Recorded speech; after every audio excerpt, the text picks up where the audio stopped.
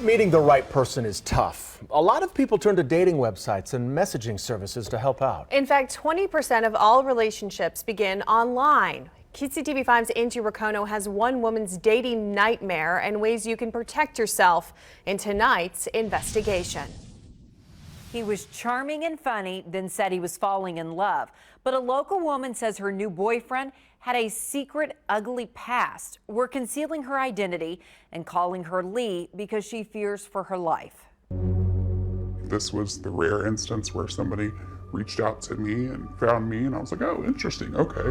It started with instant messages and eventually led to dating. Two adults looking for a connection. Just somebody that was decent, you know, have a good time with, maybe go have a beer with. Lee says things were going great until she learned there were other women. And when she really went digging, she discovered her new boyfriend was actually a convicted sex offender. I remember sitting in my living room reading all of the court papers, just completely sick, just bawling my eyes out and just beside myself. Her new boyfriend had multiple sex crime convictions involving young teenage girls who are the exact same age as her daughters.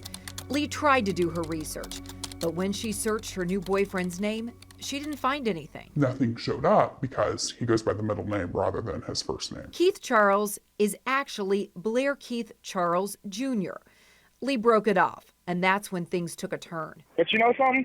I'm at the point, it's either going to be I'm going to f you up or we're going to talk. And those creepy phone calls let her know he was watching. Was able to tell me where we ate dinner.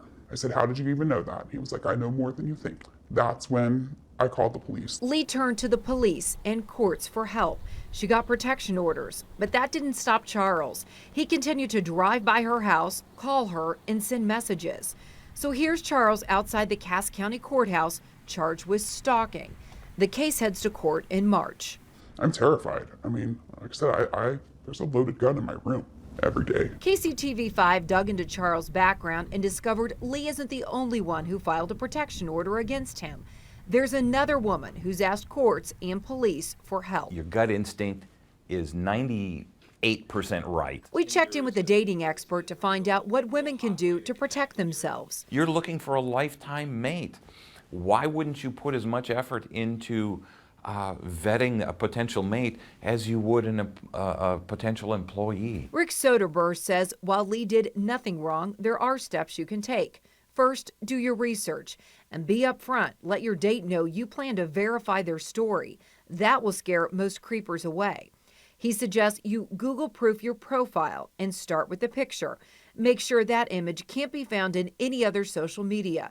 A stalker could reverse search the image and know more than you want. I don't think you can be too safe. If your gut says it's off, it's off. Some other advice: keep your profile generic. Don't say where you work, but perhaps what you do.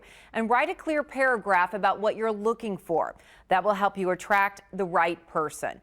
Angie Racono, KCTV5 News. And we reached out to Blair Keith Charles Jr. for comment, but our phone calls were not returned. The investigation continues online right now. There you'll find even more ways to protect yourself from our dating expert.